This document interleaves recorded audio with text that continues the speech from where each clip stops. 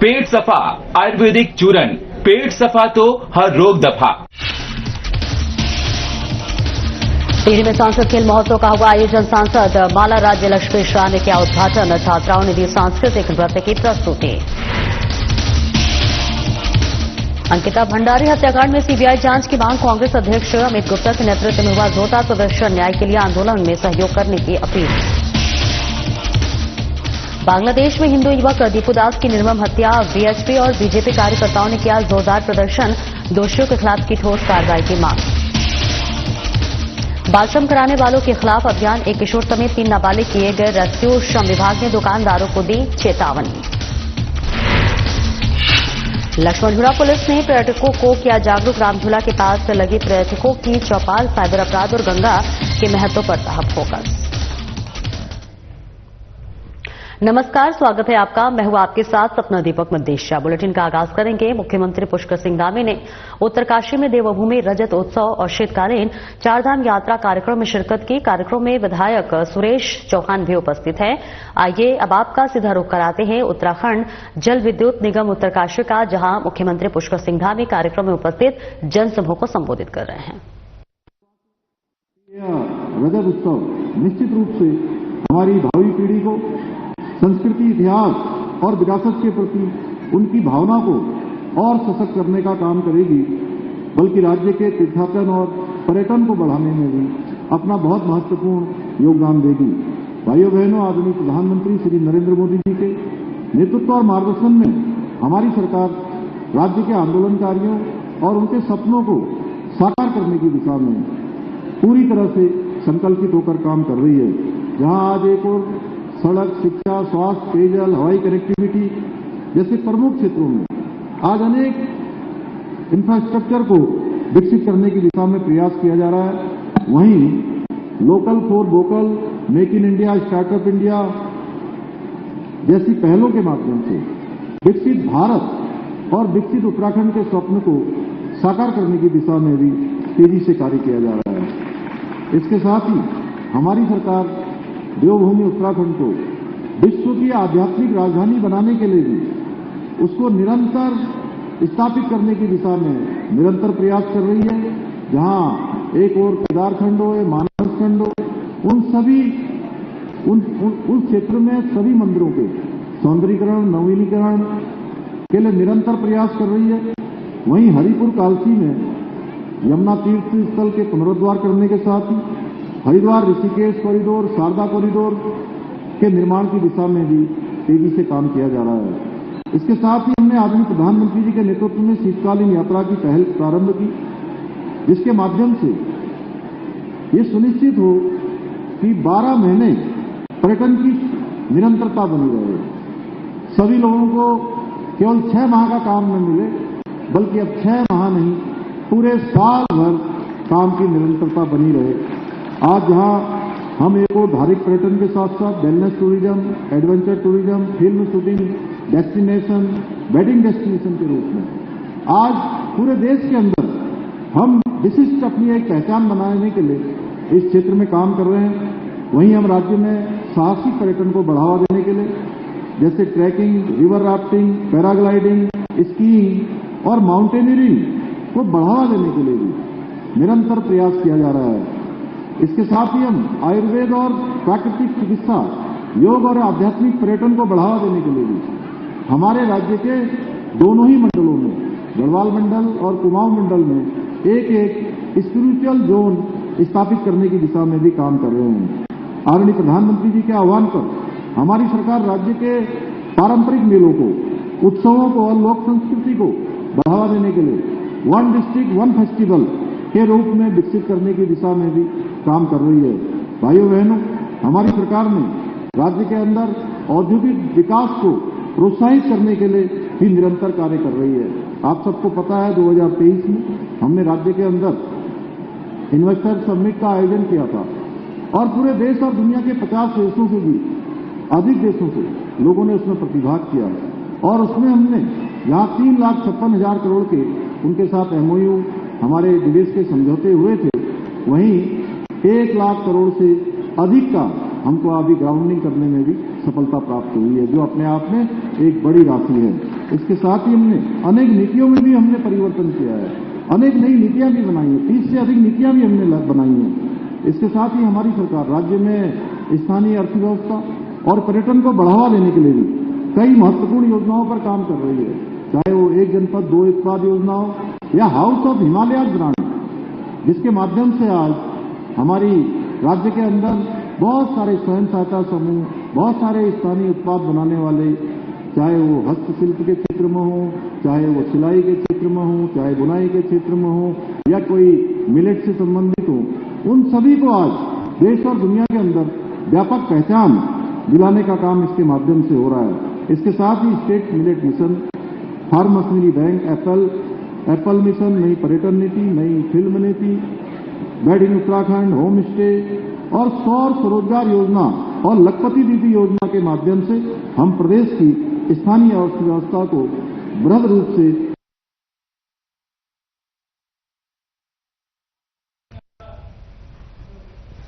और आगे बढ़ेंगे, जहां नेता प्रतिपक्ष यशपाल आर्य पहुंचे हैं लालकुआं, जहां अभियान यात्रा में उन्होंने भाग लिया। इस बीच आपको बताते चले कि नेता प्रतिपक्ष यशपाल आर्य पहुंचे हुए हैं लालकुआं और शहीद पार्क बिंदुखत्ता में अग्निवीर योजना के विरोध में आयोजित हस्ताक्षर अभियान यात्रा में शिरकत की। यशपाल आर्य ने सुनी पूर्व सैनिकों और उनके परिजनों की पीड़ा, सैनिकों की समस्याओं पर सरकार को होना होगा गंभीर, सेना सैनिक और उनका सम्मान किसी भी नीति से ऊपर, देश की रक्षा से जुड़ी योजनाओं पर संवाद, संवेदनशीलता और दूरदर्शिता आवश्यक, पूर्व सैनिकों की आवाज को नहीं दिया जा सकता, नजरअंदाज नहीं किया जा सकता, पूर्व सैनिकों की बात सुनना और सम्मान देना हम सभी की सामूहिक जिम्मेदारी। अभियान सैनिकों के मान सम्मान, भविष्य और विश्वास से जुड़ा विषय, पूर्व सैनिकों के अनुभव और सुझावों को लिया जाना चाहिए गंभीरता से, ये सच्चा राष्ट्रहित।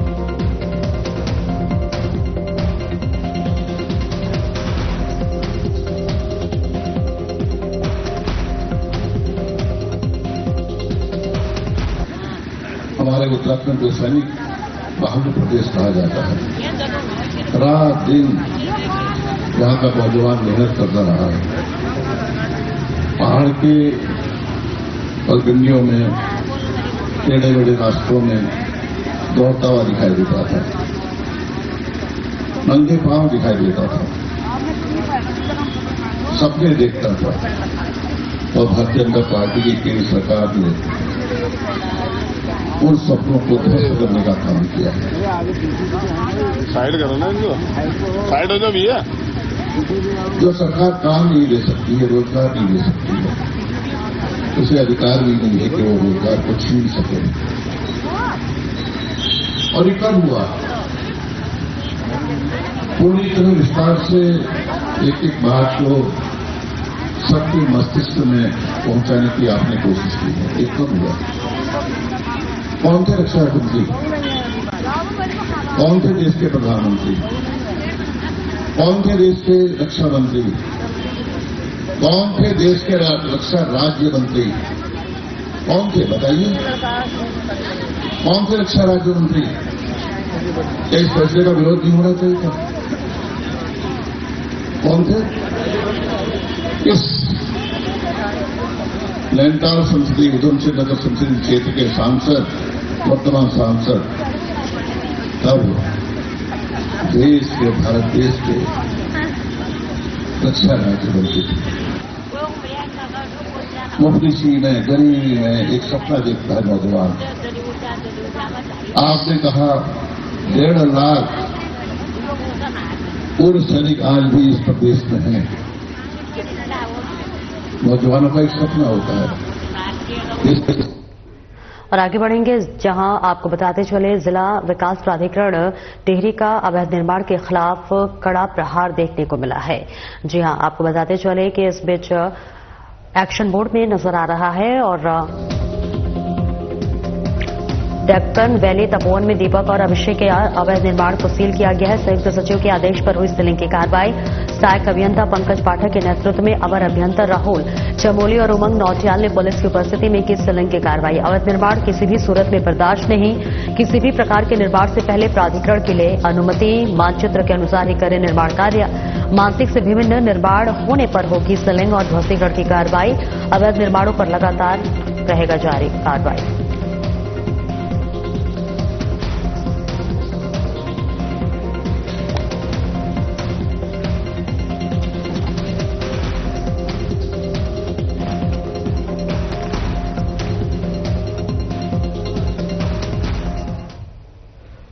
और आगे बढ़ेंगे जहां मुख्यमंत्री पुष्कर सिंह धामी की अध्यक्षता में कैबिनेट की महत्वपूर्ण बैठक हुई है, जहां 11 प्रस्ताव पर मुहर लगी है।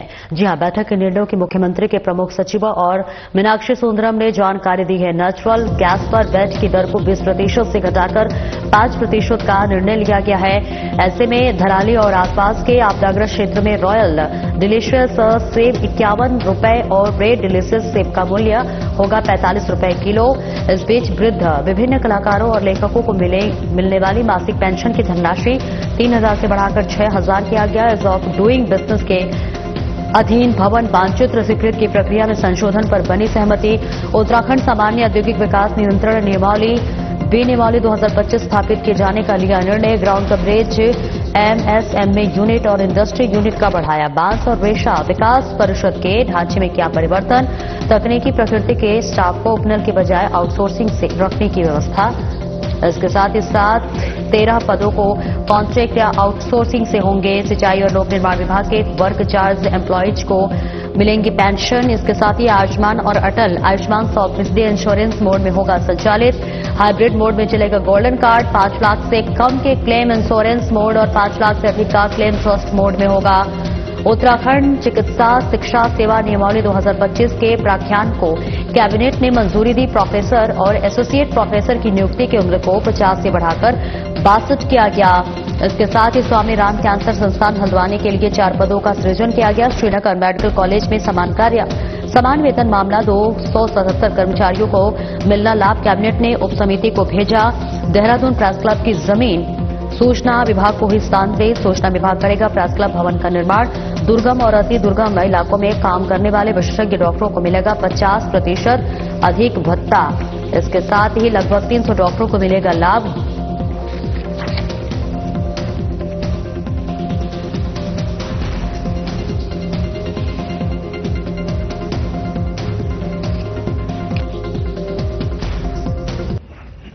आवास विभाग में ईज ऑफ डूइंग बिजनेस के तहत भारत सरकार ने कुछ डायरेक्शंस इश्यू किए थे सभी राज्यों को। तो उस डायरेक्शन के तहत जो निम्न जोखिम वाले भवन हैं, मान लीजिए किसी का सिंगल रेजिडेंशियल हाउस है, सिंगल रेजिडेंशियल हाउस या बहुत छोटे व्यावसायिक भवन है जिसमें लो रिस्क बिल्डिंग कैटेगरी में आता है, उसको आप एम्पैनल्ड आर्किटेक्ट द्वारा स्वप्रमाणित करते हुए पास करा सकते हैं। वृद्ध एवं विपन्न कलाकारों तथा लेखकों को मासिक पेंशन मिलता है। तो ये मासिक पेंशन की धनराशि बढ़ा दी गई थी। ये वर्ष 2010 में मासिक पेंशन की धनराशि 3,000 निर्धारित की गई थी और आज उसको बढ़ा करके 6,000 करने का निर्णय लिया गया है। नेक्स्ट जो है औद्योगिक विकास विभाग का है। ये भी actually ease of doing business के तहत ऑलरेडी विचलन से अनुमोदन हो चुका है। आज औपचारिक अनुमोदन कैबिनेट से लिया गया था। ये कंप्लायंस बर्डन को कम करने के लिए और व्यापार सुगमता को बढ़ावा देने के लिए उनके जो बाईलॉस हैं उसमें कुछ संशोधन किए गए थे, जिसमें जो ग्राउंड कवरेज है एमएसएमई यूनिट्स का और इंडस्ट्री यूनिट्स का वो बढ़ा दिए गए। और आगे बढ़ेंगे जहां अवैध प्लॉटिंग पर एमडीडीए की बड़ी कार्रवाई देखने को मिल रही है, जहां पर अवैध निर्माणों पर पीला पंजा चला है। जहां शेरगढ़ माजरी ग्रांट हरिद्वार रोड डोईवाला देहरादून क्षेत्र में अवैध प्लॉटिंग पर हुई ध्वस्तीकरण की कार्रवाई। पवन अमित गोविंद और अन्य के लगभग 20 बीघा भूमि पर की जा रही है अवैध प्लॉटिंग पर चला पीला पंजा। इसके साथ ही क्षेत्र में अवैध प्लॉटिंग के खिलाफ जीरो टॉलरेंस की नीति पर कर रहे कार्य। बिना मानचित्र स्वीकृति और लेआउट अप्रूवल की जा रही है प्लॉटिंग कानून का उल्लंघन। अवैध प्लॉटिंग, अवैध निर्माण और भूमि उपयोग परिवर्तन किसी भी सूरत में बर्दाश्त नहीं। नियमों का उल्लंघन करने वालों पर हो रही है कड़ी कार्रवाई। इसके साथ ही शहर और आसपास के क्षेत्रों में सुरक्षित और पर्यावरण अनुकूल विकास करना प्राधिकरण का उद्देश्य। किसी भी प्रकार का अनाधिकृत विकास बर्दाश्त नहीं। किसी भी भूमि या प्लॉट को खरीदने से पहले उसकी वैधानिक स्थिति की करे जांच। एमडीडीए की स्वीकृति के बिना विकसित की जा रही कॉलोनियों का में न करे निवेश, सचिव मोहन सिंह बर्निया ने कहा।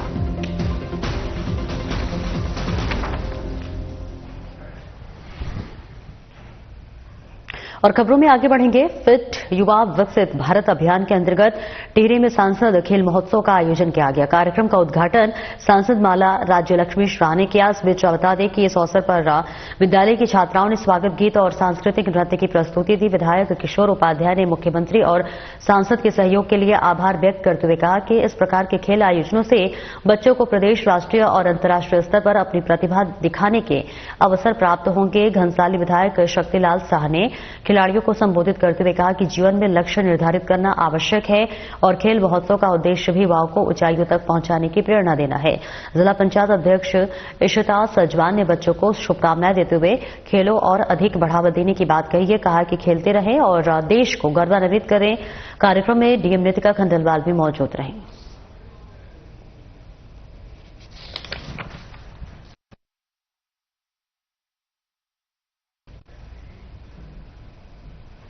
अंकिता भंडारी हत्याकांड में सीबीआई जांच की मांग को लेकर और बीजेपी के वीआईपी का नाम उजागर करने को लेकर शहर कांग्रेस अध्यक्ष अमित गुप्ता के नेतृत्व में शहीद स्थल झूला पर घर पर पुतला दहन और प्रदर्शन किया गया। इस मौके पर दर्जनों कांग्रेसी कार्यकर्ताओं ने अंकिता भंडारी को न्याय दिलाने के लिए सभी से आंदोलन से सहयोग करने की अपील की। शहर कांग्रेस अध्यक्ष अमित गुप्ता ने कहा कि कांग्रेस पार्टी के वरिष्ठ नेताओं और पार्टी हाईकमान द्वारा निर्देशित किया गया है कि प्रदेश में सभी जगह धरना प्रदर्शन किए जाए। उन्होंने कहा कि जब वीआईपी का नाम उजागर हो रहा है तो बीजेपी सरकार इनमें सीबीआई जांच की संस्तुति क्यों नहीं करती है। वहीं वरिष्ठ कांग्रेस नेता उपेंद्र थापले ने कहा कि जब तक अंकिता के दोषियों को सजा नहीं मिलती तब तक कांग्रेस पार्टी प्रदर्शन करती रहेगी। उन्होंने कहा कि आज उत्तराखंड में हमारी बहु बेटियां सुरक्षित नहीं हैं, इसलिए इस मामले का खुलासा होना आवश्यक है।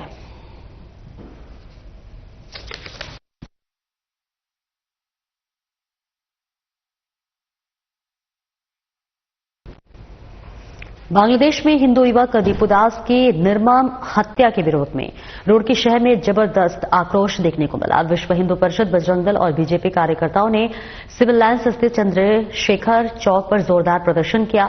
इस दौरान कार्यकर्ताओं ने पुतला दहन कर दोषियों के खिलाफ कड़ी कार्रवाई की मांग की है। प्रदर्शन के दौरान कार्यकर्ताओं ने नारेबाजी करते हुए बांग्लादेश में हिंदू समाज पर लगातार हो रहे अत्याचारों और हिंसक घटनाओं पर गहरी चिंता व्यक्त की है। विहिप नेताओं ने दीपू दास की हत्या को अत्यंत निंदनीय बताते हुए कहा कि इस घटना को वैश्विक स्तर पर निंदा होनी चाहिए। विधायक प्रदीप बत्रा ने सर्व समाज की ओर से भारत सरकार से अपील की है कि वह इस गंभीर मामले को अंतर्राष्ट्रीय मंचों पर मजबूती से उठाए और बांग्लादेश में अल्पसंख्यक हिंदुओं की सुरक्षा सुनिश्चित करे। बीजेपी जिलाध्यक्ष डॉक्टर मधु सिंह ने आतंकवाद और कट्टरता की कड़ी निंदा करते हुए देश की एकता और अखंडता बनाए रखने का संकल्प दोहराया। फिलहाल प्रदर्शन शांतिपूर्ण रहा, लेकिन कार्यकर्ताओं ने चेतावनी दी है कि यदि दोषियों के खिलाफ ठोस कार्रवाई नहीं हुई तो आंदोलन को और तेज किया जाएगा।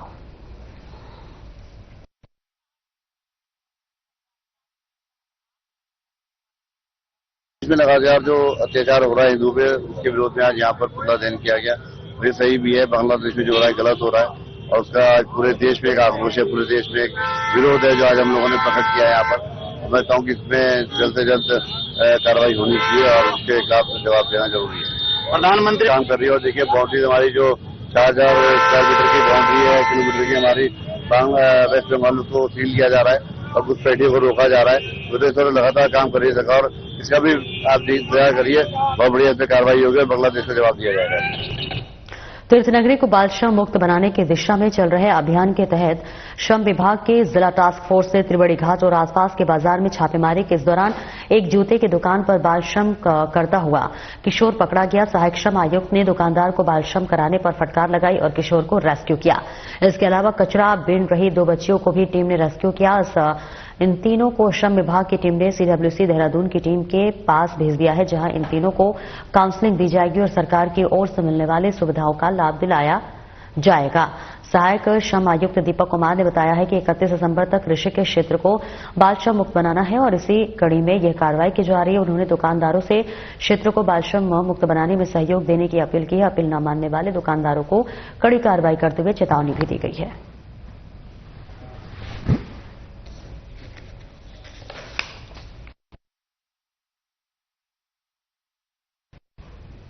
लक्ष्मण झूला और आसपास के तीर्थ क्षेत्रों में आने वाले पर्यटकों को सुरक्षित और मर्यादित अनुभव प्रदान करने के लिए थाना लक्ष्मण झूला पुलिस ने एक विशेष जागरूकता अभियान चलाया।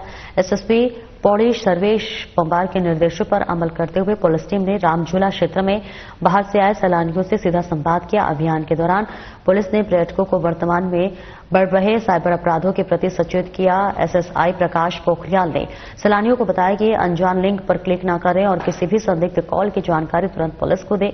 इसके साथ ही महिला सुरक्षा को लेकर पुलिस की मुस्तैदी का भरोसा दिलाया गया और नशा मुक्त जीवन के महत्व को समझाते हुए इसके दुष्परिणामों में से अवगत कराया गया। इस दौरान पुलिस टीम ने पर्यटकों को मां गंगा के पौराणिक और आध्यात्मिक महत्व के बारे में जानकारी दी। उनको जागरूकता से संबंधित पैम्पलेट भी वितरित किए गए। इस अभियान को स्थापित निवासियों को और पर्यटकों ने खूब सराहा। पुलिस ने मानना है कि इस तरह के संवाद से अपराधों में कमी आएगी और क्षेत्र में पर्यटन का स्वरूप अधिक अनुशासित होगा।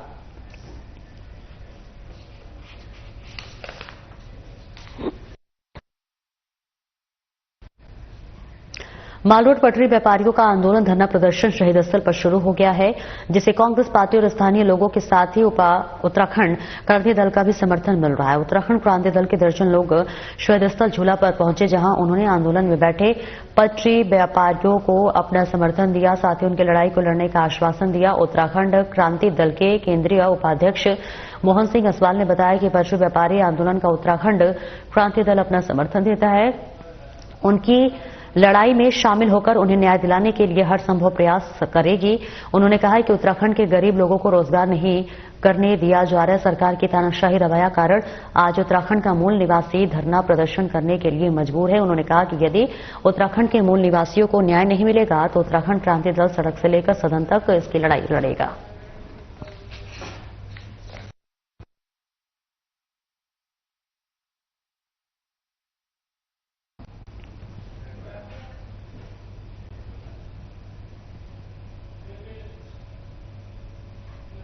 लक्सर फ्लाईओवर पर उस वक्त सनसनी फैल गई जब बाइक सवार अज्ञात बदमाशों ने पुलिस कस्टडी में पेशी पर ले जाए जा रहे कुख्यात अपराधी पर जानलेवा हमला कर दिया।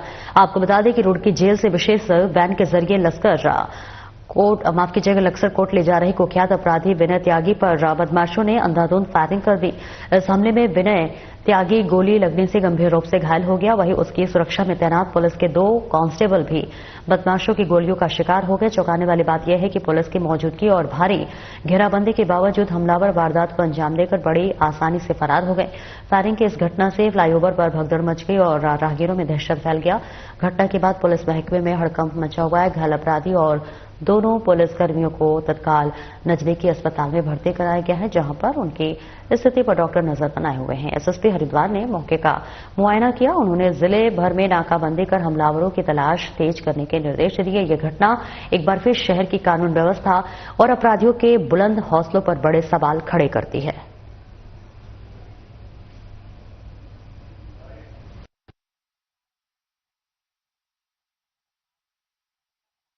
के समय जब लक्सर कोर्ट में पेशी के लाए जा रहे अभियुक्त जिसका नाम विनय त्यागी है, जो रुड़की जेल से लाया जा रहा था और पुलिस अभिरक्षा में लाते हुए फ्लाईओवर के पास में गन्ने के ट्रकों से जो जाम की स्थिति उत्पन्न हुई थी, उसको जब हटाने के लिए पुलिस बल नीचे उतरा, उसी बीच 2 अज्ञात हमलावरों ने इस पर हमला किया, जिस पर इसको गोलियां लगी हैं। इसको तत्काल हॉस्पिटलाइज किया गया है। वहां से इसे हायर सेंटर में रेफर किया गया है। जो अभियुक्त जिन्होंने इस पर हमला किया है उसकी तलाश हम लोग लगातार कर रहे हैं। मुझे उम्मीद है जल्दी उसकी अरेस्टिंग हम लोग करेंगे, क्योंकि पुलिस अभिरक्षा में ये हुआ है हमारे लिए चैलेंज के तौर पर। इसको हम बिल्कुल जल्दी से जल्दी खोलेंगे। इसका पूर्व में आपराधिक इतिहास भी रहा है और ये अभी गैंगस्टर एक्ट में भी निरुद्ध रहा है। उसी में इसकी आज ये पेशी भी ये लाया जा रहा था, इनामी भी ये रहा है, कई गैंगस्टर्स का वो रहा है। तो सभी जितनी भी इसकी रंजिशें हैं पुरानी, उनको हम लोग खंगाल रहे हैं। जल्दी ये भी हम पता लगा लेंगे कि इसके द्वारा ये घटना की गई है। आपको हर पहलू हमने खोले हुए हैं। हो सकता है गैंगवार का नतीजा हो या कोई अन्य कारण हो, जो भी होगा जल्दी से जल्दी हम इस पर अभी हम लोग लगातार कॉम्बिंग कर रहे हैं। जो मोटरसाइकिल जिस दिशा में गई है उन दिशा पर लगातार हमारी चेकिंग चल रही है। हमारी टीम इस पर जल्दी ब्रेक थ्रू करेगी। पुलिस कर्मियों को कुछ हल्की चोटें लगी हैं, उनको भी हम लोगों ने हॉस्पिटलाइज किया है। जल्दी उनकी स्थिति क्या है उसके बारे में अपडेट किया जाएगा। फिलहाल इस बुलेटिन में इतना ही। नमस्कार।